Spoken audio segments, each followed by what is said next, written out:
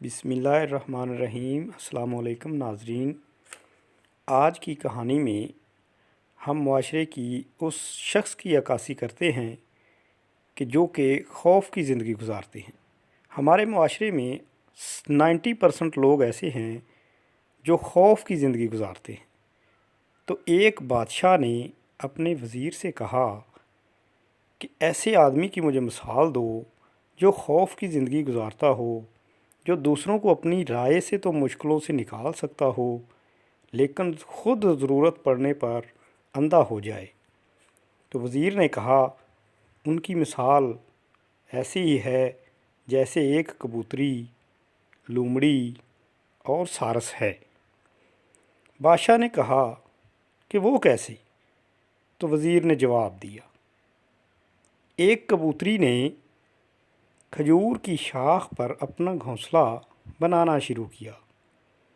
گھونسلہ بنانے کے بعد کبوتروں کے جوڑے نے ہنسی خوشی زندگی گزارنا شروع کر دی۔ کچھ عرصے بعد کبوتری نے انڈے دیے جس میں سے بچے نکلنے شروع ہو گئے۔ کبوتر ان کی خوراک لینے کے لیے دور چلا گیا۔ ایک روز لومڑی کا گزر وہاں سے ہوا۔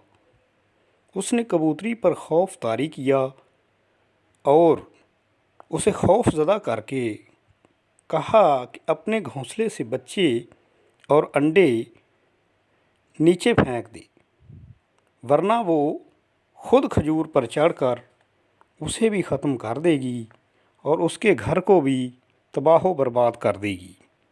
جیسے ہی اس نے کبوتری کو پریشرائز کیا تو وہ خوف زدہ ہو گئی اور بیچاری کبوتری نے اپنے بچے اور انڈے پھینکنے شروع کر دیے جو لومڑی کی خوراک بن گئے، اور وہ چلتی بنی اور کہا کہ میں پھر آؤں گی اور پھر اسے خوراک کی ضرورت ہوگی۔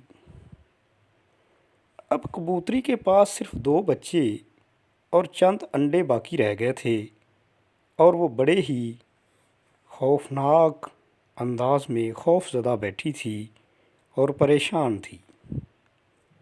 اسی اثناء میں ایک سارس کا گزر اس کے قریب سے ہوا تو اس نے اس سے پوچھا کہ کبوتری کیا حال ہے، آپ پریشان کیوں ہو؟ تو کبوتری نے اپنا سارا واقعہ بیان کر دیا۔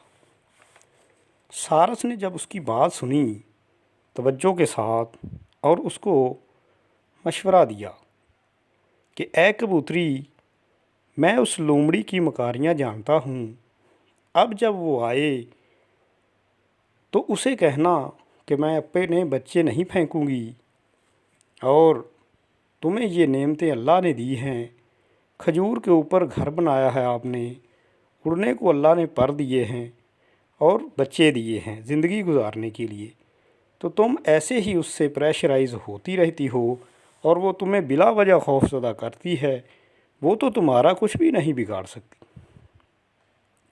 اگر تم خود اپنے آپ کو اس کے جال میں نہ پھنساؤ تو۔ لومڑی کچھ عرصے کے بعد واپس آئی اور اس نے پھر ویسے ہی چلانا شروع کر دیا اور اس کو پریشرائز کرتے کرتے وہ اس حال تک پہنچی کہ ابھی کبوتری بچے پھینک دے گی، لیکن کبوتری پر اس دفعہ لومڑی کے پریشر کا، خوف کا کوئی اثر نہ ہوا اور اس نے بچے نہ پھینکے اور کہا کہ تم سے جو ہوتا ہے کر لو۔ لومڑی نے سوچا کہ پہلے تو اس نے ایسی حرکت نہیں کی تھی، یقیناً یہ آئیڈیا اس کا اپنا نہیں ہو سکتا، اس میں کوئی راز ہے۔ لومڑی بھی بڑے چالاک دماغ کی تھی اور لومڑی نے اس سے پوچھا کہ اس آئیڈیا کی تمہیں کس نے خبر دی؟ تو کبوتری نے جواب دیا کہ مجھے میرے ہم سفر، میرے دوست سارس نے بتایا ہے۔ لومڑی نے سمجھا کہ میرا اصل دشمن تو وہ ہے جس نے میرا شکار ہاتھ سے جانے دیا اب لومڑی اس سارس کی تلاش میں نکل پڑی۔ اسے معلوم ہوا کہ سارس ہر روز دریا کے کنارے یہاں پر آتا ہے، تو لومڑی بھی اسی وقت دریا کے کنارے پر پہنچ گئی اور وہ اس کا انتظار کرنے لگی۔ لومڑی بگلے کا انتظار کر رہی تھی، حتیٰ کہ سارس ساحل کے قریب نمودار ہوا۔ لومڑی نے اپنے آپ کو کمزور ظاہر کیا اور سارس کی تعریف میں پل باندھنے شروع کر دیے، اور وہ سارس بھی بیوقوف اپنی خوشامد میں مست ہو گیا اور وہ کوئی بھی اپنی تدبیر بچاؤ کے لیے نہ کر سکا۔ لومڑی نے کہا کہ تمہیں اللہ نے خوبصورت چونچ دی ہے، تمہیں پر دیے ہیں اور تمہیں لاتعداد صلاحیتیں عطا کی ہیں، تو جب ہوا مشرق سے آتی ہے تو تم اپنا منہ کس کی طرف کرتے ہو؟ تو سارس نے جواب دیا کہ میں اپنا منہ اس وقت مغرب کی طرف کر لیتا ہوں۔ تو اس نے کہا کہ جب مغرب کی طرف سے ہوا آتی ہے تو پھر تم اپنا منہ کس کی طرف کرتے ہو؟ تو سارس نے جواب دیا کہ میں اپنا منہ مشرق کی طرف کر دیتا ہوں۔ ایسے ہی شمال جنوب کے اس نے اس سے سوال کے جواب کیے، اور پھر کہا کہ جب چاروں طرف سے ہوا آنا شروع ہو جاتی ہے تو پھر تم اپنا منہ کدھر کرتے ہو؟ تو سارس نے بلا جھجک کہا کہ میں اس کو اس وقت اپنے پروں کے نیچے چھپا لیتا ہوں۔